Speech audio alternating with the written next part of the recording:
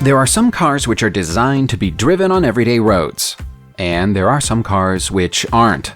When a major movie is being made, it's not unusual for a one-of-a-kind special custom vehicle to be required. The car might need to have a certain look or be capable of a certain stunt, and so a regular mass-produced car simply isn't up to the task. As cool as these purpose-built cars look, they were never designed to be made available to the general public. That means your chances of owning one are remote, but not out of the question. Check out the stories behind these iconic cars from hit 1990s movies. Christian Bale probably provided the most iconic Batman performance of the past few decades, but we'd have to put Michael Keaton's early 1990s incarnation of the character in second place. We'd also have to say that Keaton's Batman had the coolest Batmobile. Just look at this gorgeous version of the vehicle from the 1992 film Batman Returns. It would have been a tragedy if this beautiful car had been scrapped after filming Wrapped. And so comedian Jeff Dunham has made sure it avoided that fate. Dunham purchased the movie vehicle in 2011 and has since spent $500,000 refurbishing it. He's done such a good job that it's now been approved for him to drive on the road. The souped-up Batmobile now contains a Corvette engine and 5 cameras, which allow the driver a panoramic view of the world outside the car. The real Batman would be proud of that kind of technology. Sadly, he wasn't quite able to get the authorities to sign off on the idea of using the grappling hook to swing around corners. During the Pierce Brosnan James Bond movie The World Is Not Enough, the world's most famous secret agent drove a BMW Z8. BMW made lots of Z8s between 1999 and 2003, so what made this one so special? The answer is that at the time of the movie being filmed, the real car was only at the testing stage. All BMW had was a prototype shell of the vehicle and one running test car. They weren't willing to hand over the test car to the movie studio, and so the Z8 seen on screen in the film is actually a completely unique kit car, made from the shell and any pieces the production company could find. 2 versions of the Z8 were ultimately made for the film, one of which can be found at the London Film Museum. The other was sold into private ownership during an auction in 2012. It wasn't roadworthy at the time of the sale, but there's nothing to say the new owner hasn't done anything to change that fact in the years since then. Here's a piece of movie trivia that Batman fans probably know already. The Batmobile is never used twice. That means every time there's a new Batman movie, there's a new Batmobile, and so the old one is surplus to requirements. We've already seen what happened to the Batmobile from Batman Returns. Now here's the Batmobile from Batman Forever. The sleek, cartoonish version of the car isn't to everybody's tastes. Some people think it looks futuristic and edgy, but others think the fin makes it look like a shark instead of a bat. Perhaps that's why it only fetched $165,000 at auction in 2015. When it was built in 1995, it's understood to have cost $2.5 million to put together. The vehicle has a fully functional Chevrolet V8 engine and could be driven on the road. But strangely, Warner Brothers have made it a condition of the sale that the new owner can never drive it in public. That makes it little more than an expensive garage toy. The 1997 version of the Batmobile, built for the disastrous movie Batman and Robin, was a more traditional offering. The producers didn't want a repeat of the controversy that came with the design of the 1995 car, and so opted for something bulkier and more functional, taking design inspiration from the D-Type Jaguar. It was the largest Batmobile ever built, with a length that exceeded 30 feet, and was capable of accelerating up to 140 miles per hour. That's impressive pace for a movie prop. It may have gone even faster if it didn't have enormous fins at the back, which caused some aerodynamic drag. Even the wheels on this car had to be custom made, with a 22-inch diameter and treads that were stamped with the Bat logo. The 6 exhausts at the back of the vehicle, which form a V shape, aren't just there for decoration. They're the only way of ensuring the car moves in a straight line when it accelerates. It looked great, but wasn't all that practical. When Knight Rider was reimagined as Knight Rider 2000 for a 1991 TV movie, it was decided that a brand new car would be required to replace the iconic black kit car from the original series. That car was a Pontiac Banshee, or to be more specific, a Pontiac Banshee 4, as unveiled by the company in 1988. For its time, this car was very futuristic. It was sleek, it had a triangular hood, and it had a heads-up display system which would be considered advanced technology even in this day and age. At 201 inches long, it was a beast of a vehicle and represented a leap forward in technology. The steering wheel alone had 20 buttons on it, some of which operated numerous onboard cameras. The version of the car that appeared in the TV movie was heavily modified, although it turned out to be impractical for some of the filming. In many scenes, a very well-disguised 1991 Dodge Stealth ES had to be used as a stand-in. The character Blade never had a car when he appeared in comic books, but it was decided that one would be required when the first Wesley Snipes-led Blade movie was released in 1998. What kind of vehicle would a super cool half-human, half-vampire character drive? Instead of a modern supercar, the film's producers decided to take a retro approach and give him a black 1968 Dodge Charger.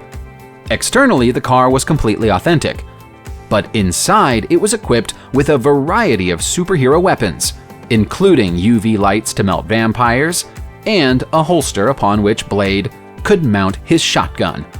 The same car was used during the filming of all three of the movies, with the only difference between the film vehicle and the kind you'd drive on the road being a 383 Magnum engine, instead of the mass-produced 440 six-pack. A private owner from Canada purchased the vehicle after production wrapped on the third movie.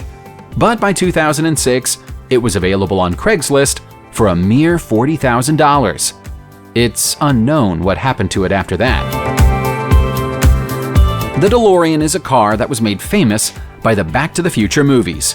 Every time you see a DeLorean, you can't help but wonder whether it's really a time machine. Only one of the DeLorean vehicles used in the movies has ended up in private hands, and it's hiding a big secret. It isn't actually a DeLorean at all. A father and son from Massachusetts went 50-50 on buying the prop from the third Back to the Future movie in 2011 and paid a total of $440,000 for the privilege. That's a high price to pay for a car that's actually a cunningly disguised Volkswagen Beetle. The story here is that the DeLorean DMC-12 couldn't cope with driving across the desert sets that the third movie featured, and so a solution was required. That solution involved taking the steel body of the DeLorean and turning it into a tube chassis around the VW Beetle. The Beetle is much more suited to being a dune buggy, and so it could perform the duties required of it easily. Here's a famous movie car you can make yourself if you have the time, money, and inclination. The iconic Jeep from the original 1992 Jurassic Park movie. In America, there's a small group of enthusiasts who devote their time to taking Jeeps and turning them into Jurassic Park cars through modification. In essence, all the vehicles are Jeep Wranglers, but contain a few differences from the models which were intended for home use. For a start, they have a special custom dashboard, and the tops were removed to make way for special glass panels to allow the park's visitors a better view of the dinosaurs. They're a distinctive type of Jeep, too. The YJ body variant of the Wrangler was sold from 1987 to 1995, and is so far the only open-top version to come with square headlights, a style which was more commonly seen on Wagoneers or Cherokees. Some of the original Jeeps from the 90s films are known to be at Universal Studios, although they've been maintained and modified heavily since their time in front of the cameras.